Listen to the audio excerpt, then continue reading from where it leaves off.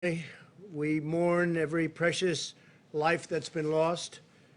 I pledge in their honor that we will develop a vaccine and we will defeat the virus. We're doing very well with vaccine development and therapeutic development. But I want to thank our brave doctors and nurses and frontline responders. The job they do is incredible, and they are truly brave. My administration will stop at nothing to save lives and shield the vulnerable, which is so important. We've learned so much about this disease, and we know who the vulnerable are, and we are going to indeed shield them. And again, the vaccines are coming, and they're coming a lot sooner than anyone thought possible, by years. If you look at the old system and look at the new system, I think by years.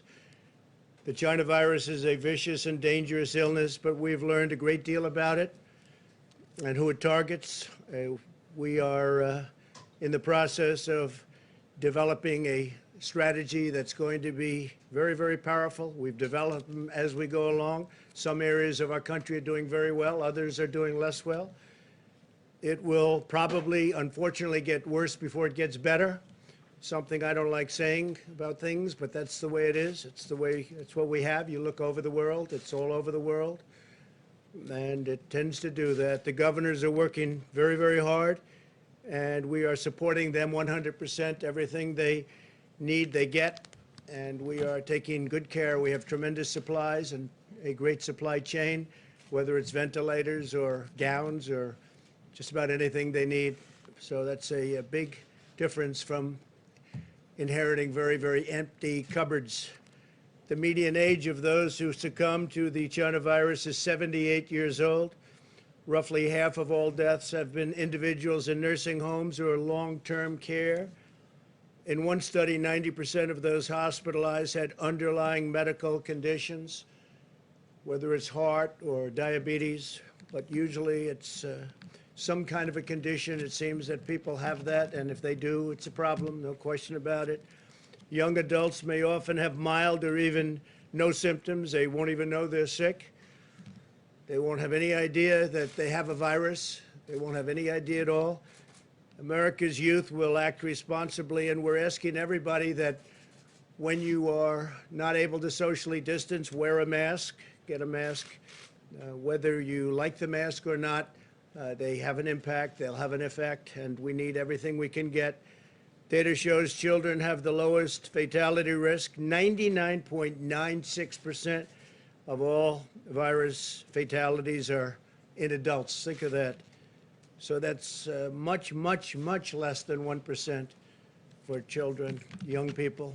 By understanding these risk profiles and learning how to treat the disease, we've been able to greatly reduce mortality in the United States. In fact, we'll show you a chart and how well we do compared to the rest of the world. We have several treatments already available that significantly reduce the severity and duration of the disease, including remdesivir, which has been very successful, and a widely available steroid treatment. And we have many more happening and coming out. We've learned best practices for treatment of the virus at every stage and have shared these findings with medical providers, and we've shared them all over the world. The relationship with other countries has been very strong. We're all working together. This includes ensuring all hospitals are aware of the importance of different approaches to oxygen treatment, including high-flow oxygen, the importance of steroid treatment for those on ventilators. And when you're on a ventilator, we've learned a tremendous about the use of the ventilator. And at the beginning, people never had an experience like this, where we needed so many ventilators so fast, and even the use of the ventilators. But the doctors have become incredibly, and nurses and helpers have become incredibly good at the use of a ventilator, which is actually a very complicated procedure, and allocating remdesivir to hospitals based on new admissions, since it works best early in hospitalization. And that's something that they've really started. They're using it much earlier. Fatalities nationwide have fallen 75% since mid-April. That's a great number. As cases and fatalities rise in certain hard-hit states, which you're looking at right now, we're surging personnel, supplies, and therapeutics. We again have tremendous amounts of supplies. We are in very good shape, and we can move them quickly. Our case fatality rate has continued to decline and is lower than the European Union and almost everywhere else in the world. If you watch American television, you think that the United States was the only country involved with and suffering from the China virus. Well, the world is suffering very badly. But the fact is that many countries are suffering very, very, very badly.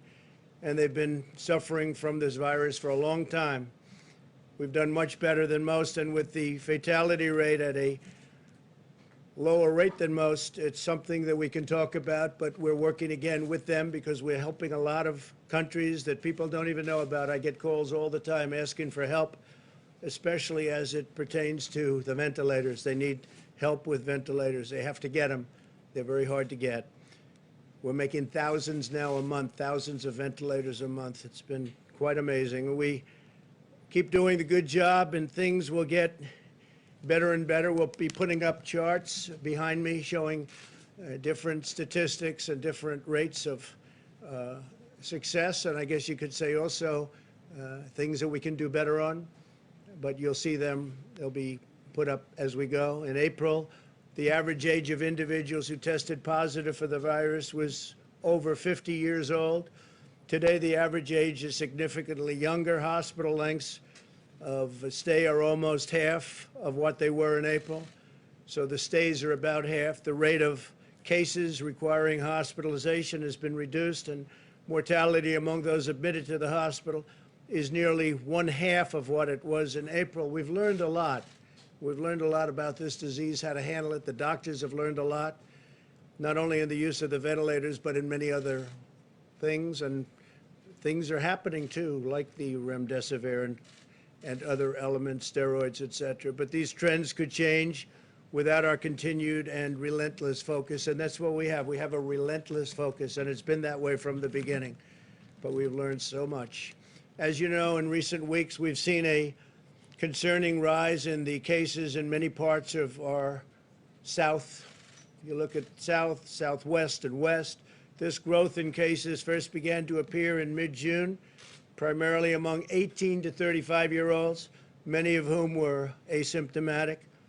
We're also facing the challenge of a significant spike in virus cases across the rest of the Western Hemisphere, including Mexico. Mexico's been hit very, very, very hard. As you know, the president, a great gentleman, was here 2 weeks ago, and they have really been hit hard. Because we've achieved a nearly four-fold increase in testing capacity in 2 months, we're successfully identifying more asymptomatic and mild cases. Some cases so mild that you really don't even treat them. Some cases with children where they don't even know that they're ill. And I guess they're not very ill because they recover almost immediately. Per capita, the U.S. is conducting 50% more tests than Europe. And we've conducted nearly 3 times as many tests as all of the other countries in the Western Hemisphere combined. Be over 50 million tests. This allows us to isolate those who are infected, even those without symptoms, so we know exactly where it's going and when it's going to be there. We're also working to reduce turnaround time. My administration has been aggressively responding to case growth in the Sun Belt, and we continue to do so, working very close with all governors, but right now, in particular, those governors. We're coordinating closely with hospitals and governors. In the last 3 weeks, I've sent senior officials into 9 states to meet with governors and provide recommendations to the various leaders of the state, including hospital administrators, et cetera. My administration currently has 0 unfulfilled requests for equipment or anything else that they need from the governors. No governor needs anything right now, and we think we'll have it that way till the end because, frankly, we are stocked up and ready to go wherever we have to go. We've nearly 7,000 National Guard and military medical personnel in Texas, California, Florida, and Arizona that's helping us greatly. I want to thank them very much. The military has been fantastic.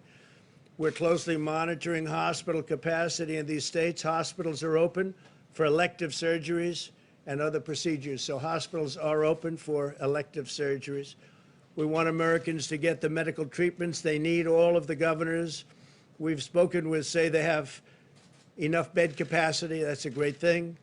Our initial shutdown was to prevent the overflow of our hospitals and to allow us to meet the demands caused by this global pandemic, including the ventilators. And a permanent shutdown was really never an option in terms of what we're doing right now. This would be completely unsustainable, produce debilitating economic fallback, and lead to catastrophic public health consequences. There are consequences to shutdowns, and we've saved potentially millions of lives by doing the initial shutdown, but now we're very aware of this disease. We understand the disease to a large extent. Nobody's going to maybe ever fully understand it, but we'll end up with a cure, we'll end up with therapeutics, we'll end up with a vaccine very soon, all three.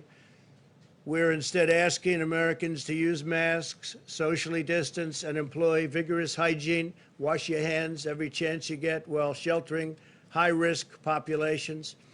We are imploring young Americans to avoid packed bars and other crowded indoor gatherings. Be safe and be smart.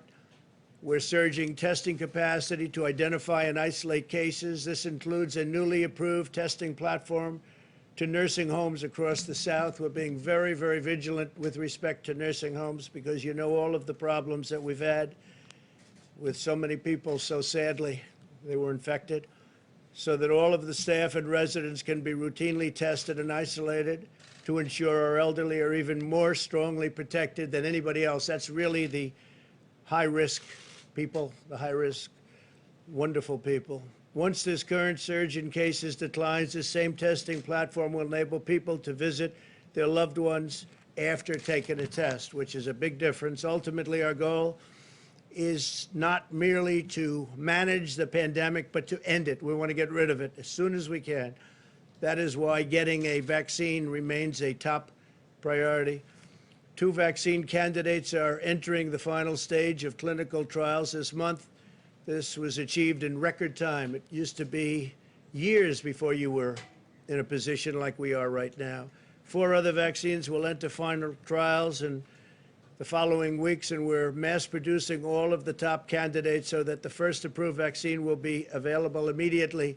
And logistically, we have the military ready to go. We have great people, logistic military people, a wonderful general who's waiting for the vaccine so they can distribute it in record time. That's what's going to happen. So our military is all set to go. We will deliver a vaccine, therapeutics, whatever it is necessary, and defeat the virus once and for all. And I'll take a few questions if you'd like. I will say this. I want to thank all of the staff, the White House staff, all of the doctors that we've been working with so closely, and just a lot of very positive things are happening. It's a nasty, horrible disease that should have never been allowed to escape China, but it did. And it infected the world, and the world is suffering. But we're going to get it taken care of, and we're helping lots of other countries. John? Mr. President, first I just wanted to get a clarification. Your press secretary said today that you sometimes take more than 1 test a day. Well, why is that? And how often? Well, I didn't know about more than 1. I do take probably on average a test every 2 days, 3 days, and I don't know of any time I've taken 2 tests in 1 day, but I could see that happening. So Republicans and Democrats on Capitol Hill both said that they want to see more money for testing. They want to send billions of dollars to the states so they can do more testing.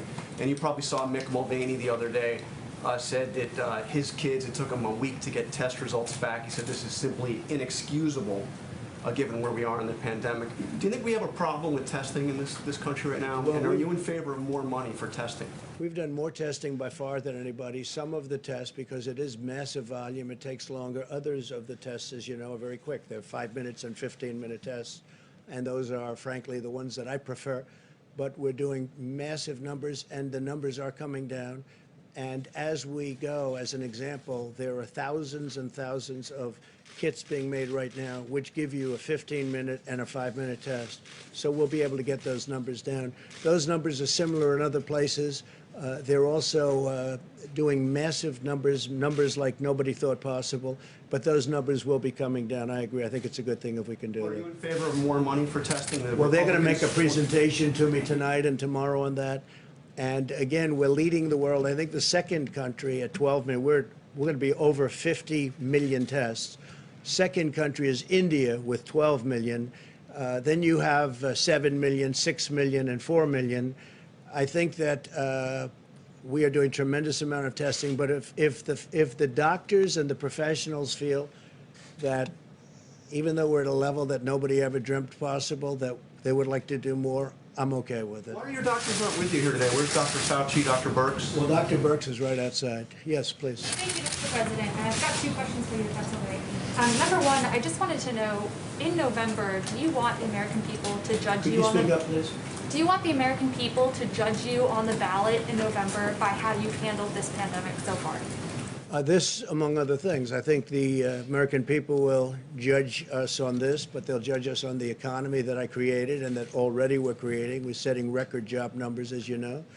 I think we're going to have a very strong year next year. I think we're going to have a very strong third quarter, a very good fourth quarter, but I think next year is going to be a record year, and I think they're going to judge me on that. I think they're going to judge me on the tax cutting and the regulation cutting, which nobody's ever done to the extent that we've been able to do it, on rebuilding the military, on how we've handled the VA. On the VA, we got Veterans Choice. Nobody thought that would be possible. That's been many decades. They've been trying to get Veterans Choice. It's called Choice, where they can go get a doctor if they have to wait online for 2 weeks or 5 weeks or 2 days. And frankly, that's been a great thing. Veterans accountability, I think they'll judge me on that. They'll judge me on all of the things we've done. I don't think, and I think we can say this with surety, and it's never been even challenged. In 3.5 years, the first 3.5 years, the first years of a presidency, I don't think any administration, any president has accomplished so much as we've accomplished, from energy to health to so many other things. And then this came in, and the plague, I call it the plague came in, terrible thing, should have been stopped, wasn't stopped. It came in, we had to shut things down to save potentially millions of lives. We did that, and now we've started them up. And I think we've really started it up very successfully. Yeah, please. Mr. President, thank you, Mr. President. You've been saying for months that the virus would simply disappear, and now you're saying that it's likely to get worse before it gets better. If it does keep getting worse, if Americans keep dying, are you responsible for that? Well, the virus will disappear. It will disappear.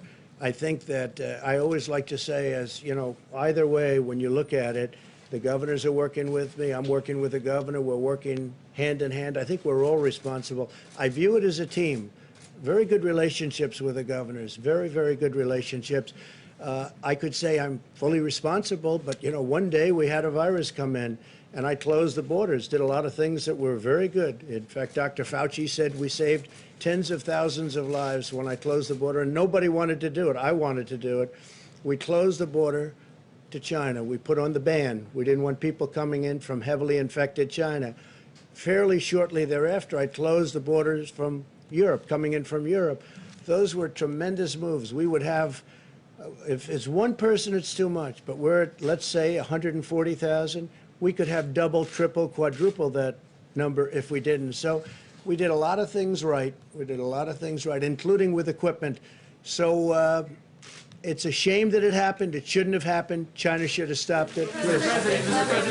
Thank you, Yes, go ahead, please. Thank you, President Trump. If I could, two questions. My first question is, we have a very quick testing platform here at the White House. Yes. It's great. You get tested, you know, very quickly. Do you think that it would be easier to reopen and restart businesses if we could produce more of those machines? We're trying to for do people? that. Great question. We're trying very much to do that. So rather than sending your tests in and, you know, it goes through the mail one day, comes back another day, no matter how they send them, it's a day and a day, so that's 2 days already wasted. And then if it spends by the time you get it back, it's 3 or 4 days if they do an efficient job. We're trying to get the testing on site. Thank you. I like it the best. And my follow-up, my second question, it's a little bit different topic, but it's one that a lot of people are talking about.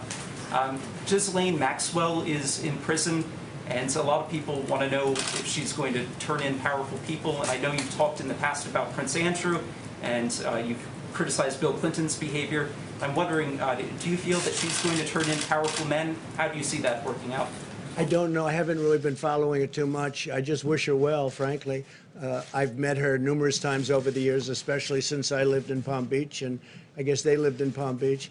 But I wish her well, whatever it is. I don't know the situation with Prince Andrew. Just don't know. Not aware of it. Mr. please, go President, ahead. Mr. President, On unemployment insurance, how much below $600 are you willing to go? And you said that the economy is bouncing back strong, so why do we need to even cut it at all? Well, the economy is getting stronger, and I think we have a chance to have a very strong economy, especially if some of the things that I just spoke about work.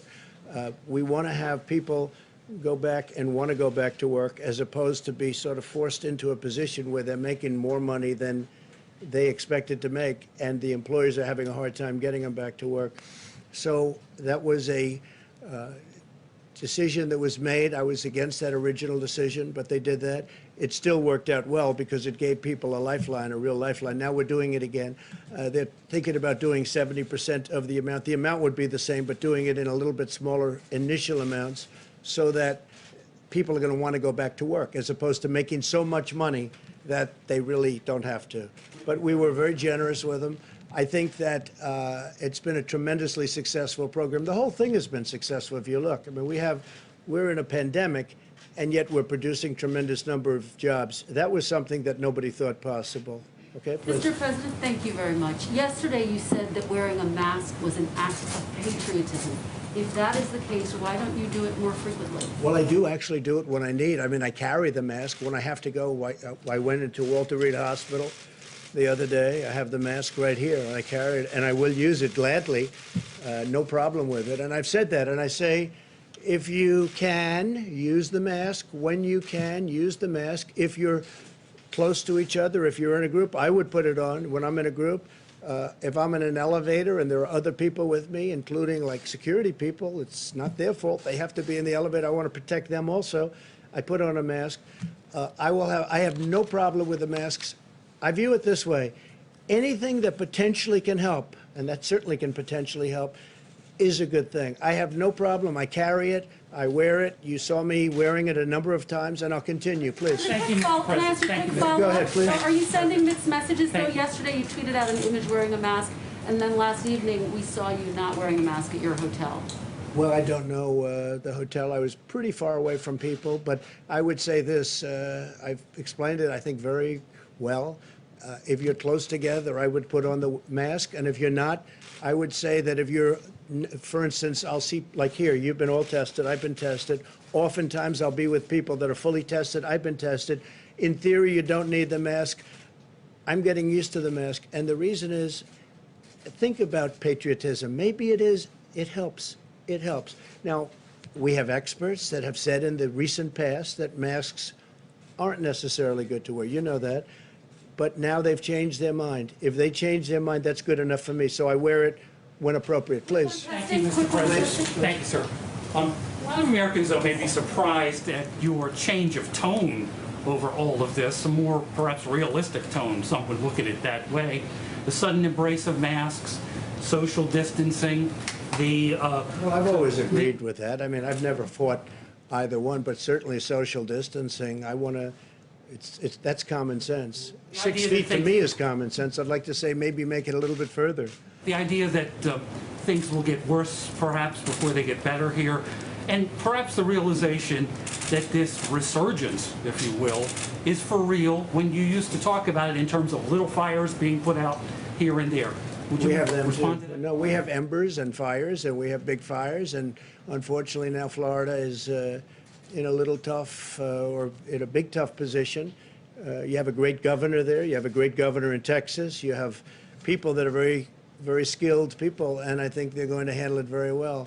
Their hospital capacities are holding up, but Texas is a big state, and it's very well run, and so is Florida, and I think they'll do a very good job. Changing your tone, though, sir? I just wanted to ask you about the issue of vaccines, which you already mentioned. Yesterday, a study by a Chinese company showed some promising results for its coronavirus vaccine candidate. if China were first in developing the vaccine, or even if it weren't, would the administration be willing to work with China to bring a successful Chinese vaccine to the U.S.? Yeah, we're willing to work with anybody that's going to get us a good result. We're very close to the vaccine. I think we're going to have some very good results. We're already in testing. Nobody thought that would be possible. Under the old system, it would be a year to 2 years before you could even think about using the word testing. So I think we've had a lot of, and the reason we're testing, I mean, they've had good results. So now we have to see in the testing also for safety, because they have to make sure it's safe. And I think you're going to see something over the next fairly short period of time, maybe very short period of time, having to do with therapeutics and vaccines that are very good. So we'll be doing these quite often. We're going to keep you abreast of this, and we'll also talk about some of the other topics like our economy, which is doing well. The stock market had another good day. I think they have a good day because they see a lot of positive things happening on this front too. Thank you very much. Thank you. Thank you. Are you confident you'll get a deal, Mr. President?